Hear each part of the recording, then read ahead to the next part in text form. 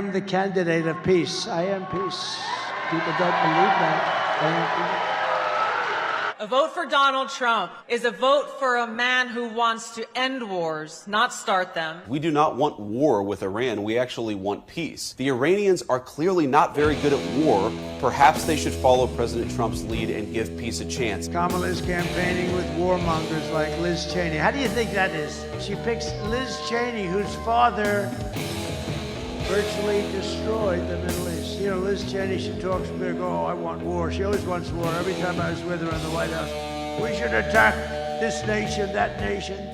Nations that people never even heard of, we should attack. She's a big tough guy. She sits back in Washington, oh, we ought to go and attack Iran, Iraq. We're going to attack everybody. That's why I broke up with her. All she wanted to do is go to war with everybody. These war hawks, they want to draft your kids to die in wars, and they will never fight themselves. You know, we'll stay around the country for 15 years, just bomb the hell out of everybody, make everybody miserable. Nobody knows why we're there, you know, the wars that never end. These endless wars that we've been in, I've gotten us out of so many. We don't want to get into wars. We're tired of fighting. I'm the only president in the last 84 years that didn't start a war. Under Trump, we will have no more wars, no more wars, no more wars. We will have prosperity and peace. We will have prosperity and we will have peace. Remember, I'm the president of peace. They said, he will start a war. I'm not going to start a war. I'm going to stop wars. He's going to start a war. I said, no, no, no.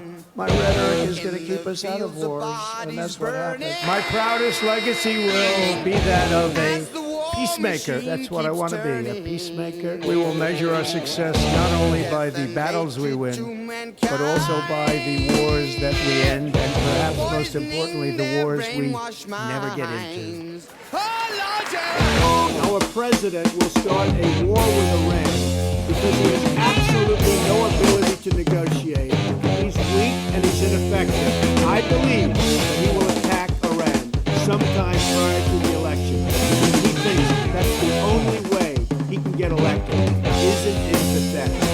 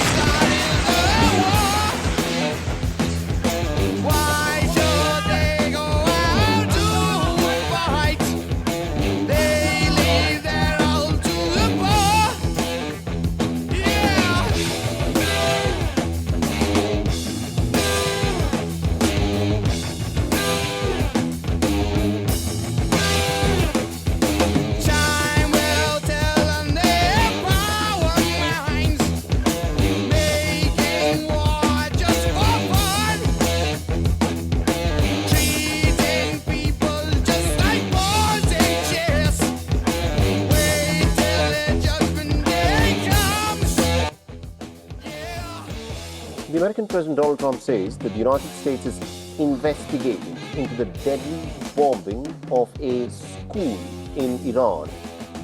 But he's also now reiterating that it was Iran that struck the school. Now, Iran has said that more than 150 young girls were killed in this attack by Americans on an elementary school in the southern city of Iran. The initial probe both by the US agencies and Western media indicated that it was the United States of America that was responsible for dropping a Tomahawk missile on the school. The video showed a US Tomahawk cruise missile striking the school, but Trump has still tried to shift the blame on Iran, suggesting that Tehran also apparently has some Tomahawks.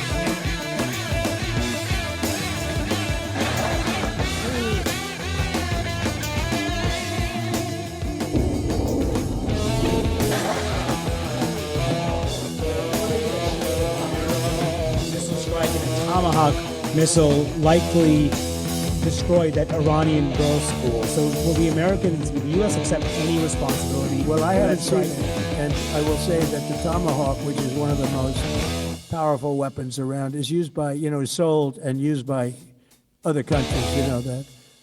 And whether it's Iran, who also has some Tomahawks, I wish they had more, But whether it's Iran or somebody else, the fact that a tomahawk is very generic. It's sold to other countries, but that's being investigated right now.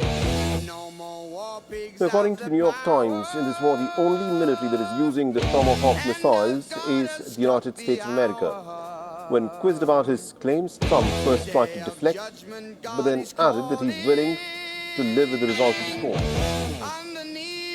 You just suggested that Iran somehow got its hands on a tomahawk and bombed its own elementary school on the first day of the war.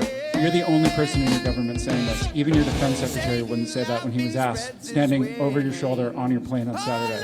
Why are you the only person saying this? Because I just don't know enough about it. I think it's something that I was told is under investigation.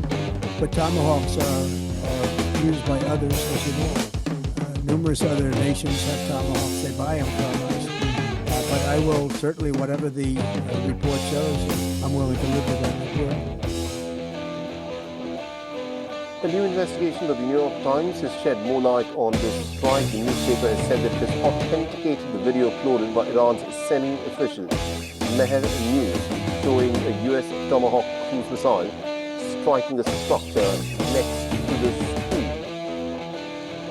But the structure was described as a clinic inside of a Revolutionary Guards base. The footage showed dust and smoke rising through the direction of the school, indicating that at least one earlier explosion had hit the school directly.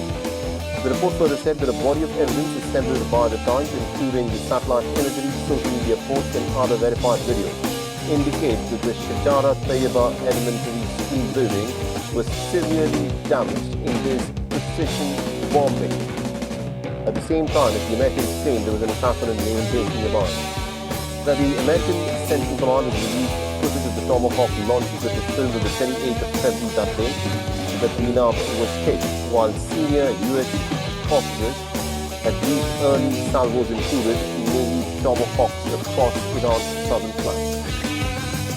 So the Shahid Epsilon clinic, under the supervision of the Iranian Guards Navy Central Command, lies nearly 240 meters away from this girls' elementary school that member was bombed. Now, the Iranian state media said that the funerals were held for at least 165, including many of these young girls in age group of 5 to 12.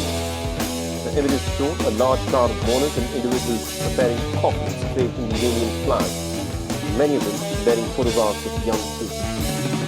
Another aerial image showed the excavators digging out many graves at a burial site. A Norway-based riot group said that the school was holding its morning session at the time when it was bombed, and there were more than 170 students, young students, in the age group of 5 to 12 who were present to all across the changed because you insisted no new wars. First of all, I didn't guarantee no war. That is the president asking you not to believe your own memory. When you say I promised, I didn't promise anything.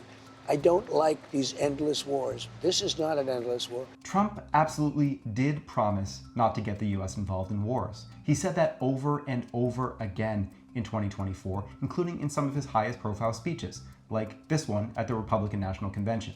With our victory in November, the years of war, weakness, and chaos will be over. I don't have wars. He even did it in his election night victory address. I'm not going to start a war. I'm going to stop wars. He also said it while campaigning in key swing states like Pennsylvania and North Carolina. Under Trump, we will have no more wars. Now, it is true that he often spoke with some more nuance, like pledging to end endless wars or promising to prevent World War III, not necessarily to keep the US out of every war. But on multiple other occasions, as you just heard, he promised to avoid all wars, period, no qualifiers, end of story.